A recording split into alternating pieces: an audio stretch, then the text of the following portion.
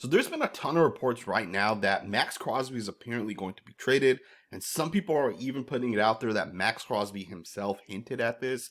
To me, it does not make sense at all, but I want you guys to listen into something Maxx Crosby said, and then I want to talk about this. I'm not here to rebuild, I'm here to win. So, I don't know whatever that means, but yeah, I'm here to win now, and wherever I'm gonna be, I'm gonna be here to win. So that's all that matters to me.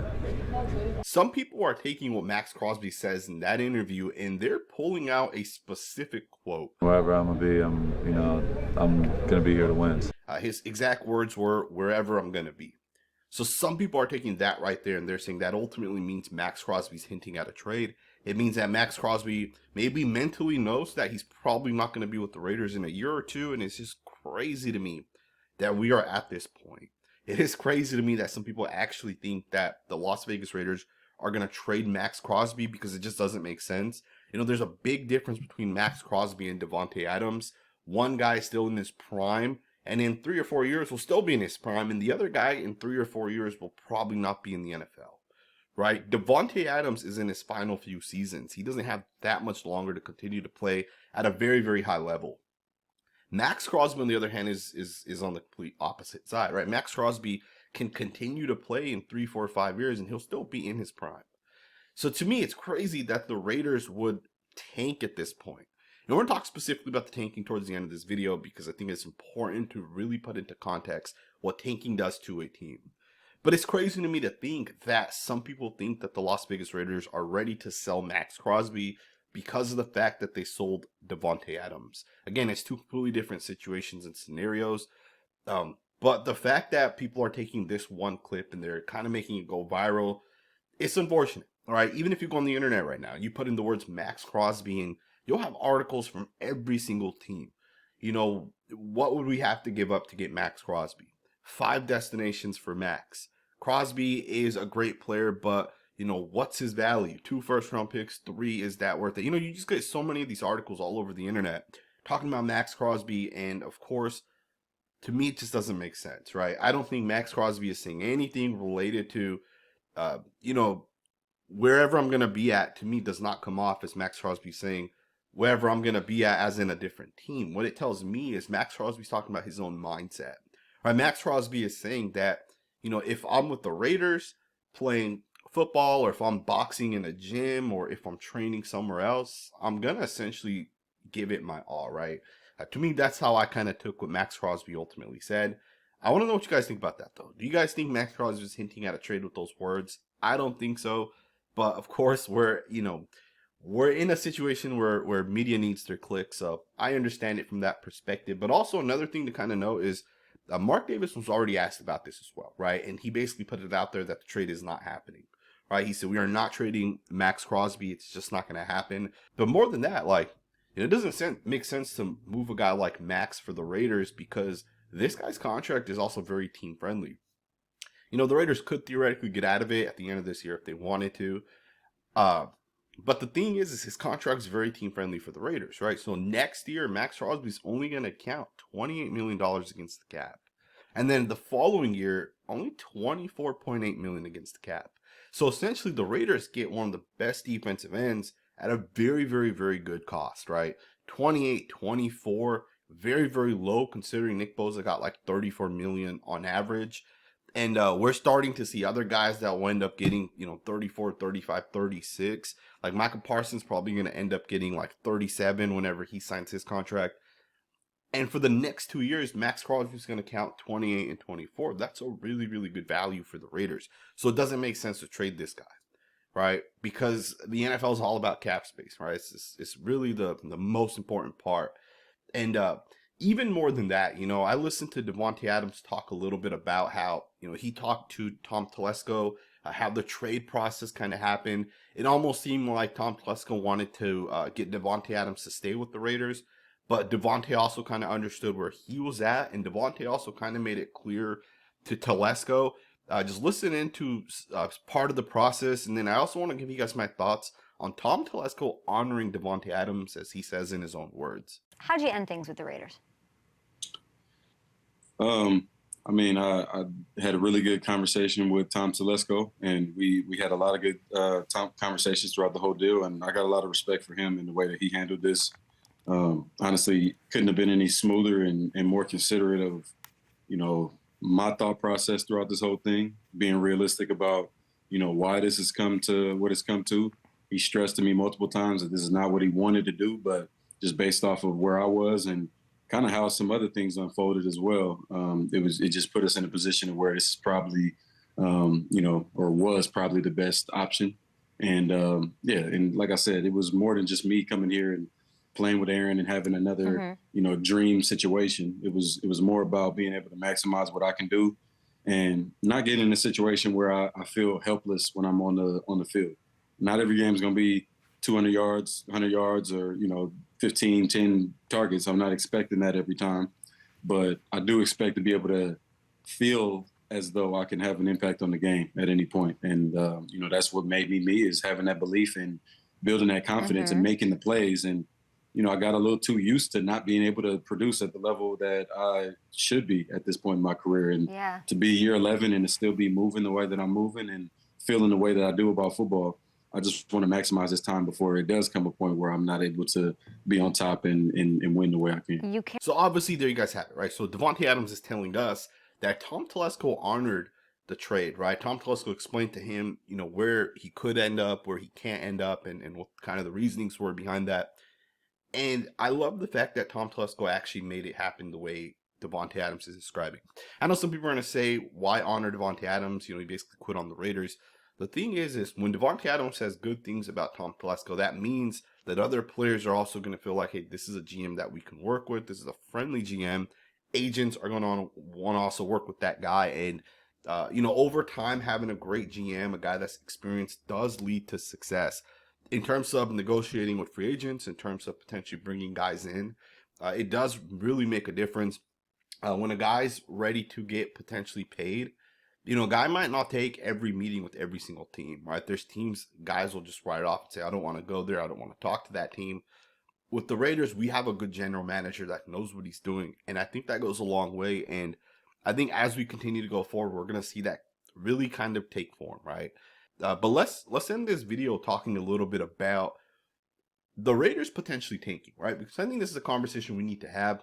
I think it's a conversation that, it's one of those things where I get why you would want to tank. I get why you want to get the first or second overall pick and you ultimately draft that quarterback of the future. I get that, and that definitely makes sense. But I also think that there's a huge negative aspect of tanking that people don't recognize. Davante Adams was unhappy with the Raiders, not only because of the fact that the Raiders quarterback situation wasn't that good, the offensive coordinator wasn't that good, we weren't winning games, right? You got all these different things that kind of factor into him being unhappy with the Raiders. If the Raiders continue to lose, Maxx Crosby's going to get unhappy. Christian Wilkins is going to say, how did I go from the Dolphins, a playoff caliber team, to this, right? And that too, when Christian Wilkins was a free agent, he only signed with the Raiders because he played the Raiders the year before and he felt that energy from the Las Vegas Raiders. He felt the Raiders actually had some upside, right? And he felt that he could be one of the difference makers for the Raiders. Christian Wilkins wouldn't have came to the Raiders if we won 2 games the year before, right? Tanking doesn't always work the way people think. And I get it.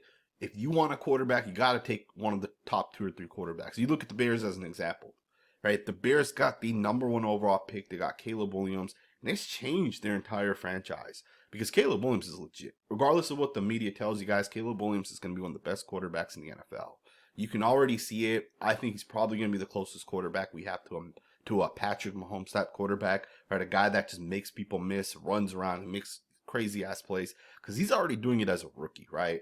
But if you want that type of quarterback, I get it, right? You want the number 1 overall pick, right? So you can essentially make that pick. But thing is if you tank, it's not going to work the way you think it's going to work, right? Because players in the offseason, you have $105 million in cap space. No one's going to want to come to a team that is essentially not a good football team, right? You look at the Carolina Panthers as a great example. The Panthers had this plan, 3-4 years back that we're going to trade Christian McCaffrey. We're going to trade DJ Moore. We're going to sell some of our assets, right? Brian Burns got rid of him as well. A couple other guys, we're going to get rid of these guys. And ultimately what we're going to do is we're going to stack up draft picks and we're going to make it happen through draft picks. It's never worked out. And the Panthers are also unable to sign free agents, right? Literally, people don't want to go play for the Carolina Panthers because they're not a good football team. The Raiders kind of went through that as well for a little bit, right? Now, we got lucky, I would say, because of the fact that we did draft Maxx Crosby. We also ended up getting some good players like Malcolm Koonce, Trayvon Merrick ended up being pretty good.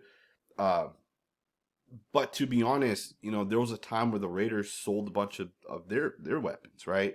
2017, 2018, they traded Khalil Mack, they traded Amari Cooper.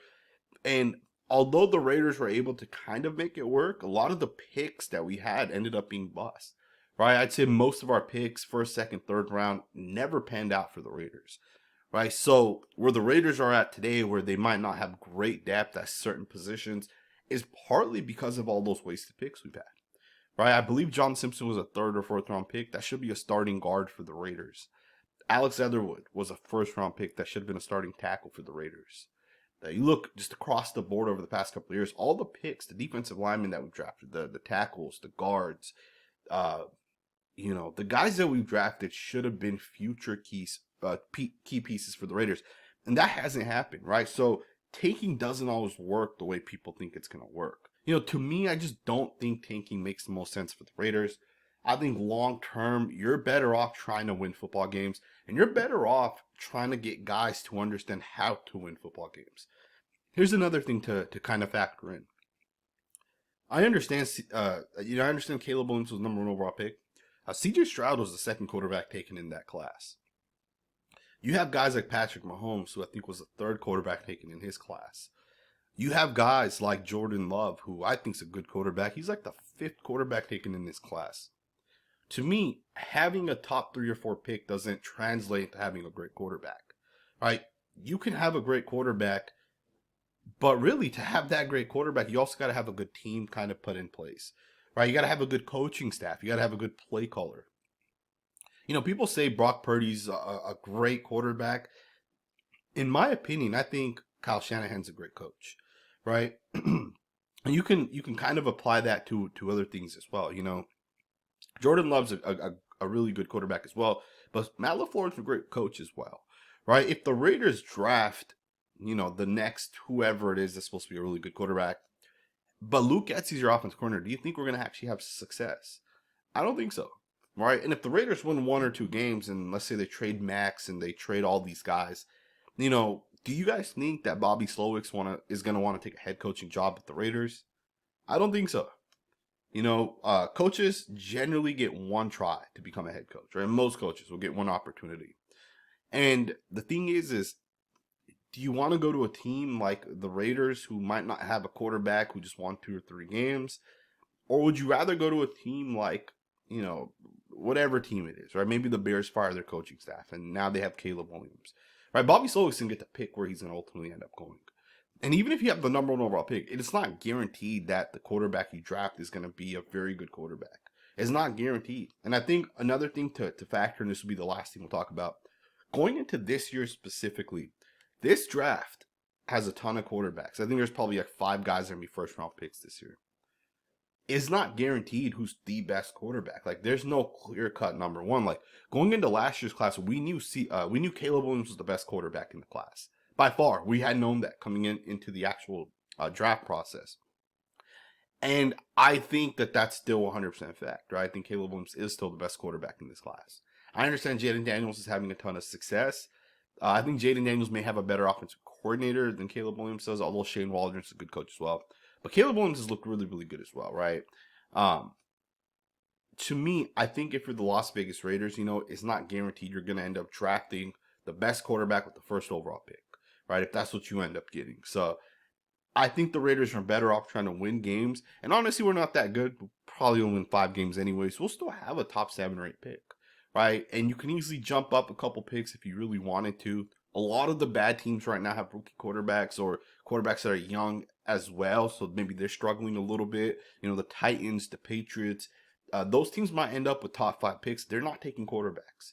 Right? They have their quarterbacks, at least guys for the next couple of years. They're not taking quarterbacks. So you already have teams that aren't going to draft quarterbacks. So you'll have, teams that you'll have some guys eventually drop deep, right? Is what I'm trying to say. So to me, should the Raiders tank? I disagree with it. It doesn't make sense at all. Try to win football games. Try to be good. Show the NFL that, this team's actually legit potentially, right? And maybe they're just missing one or two pieces. So let me know what you guys think, man. I know a lot of you guys are going to disagree with me, but let me know what you guys think in the comments below. Thumbs up, subscribe, and I will see you guys next time with another video.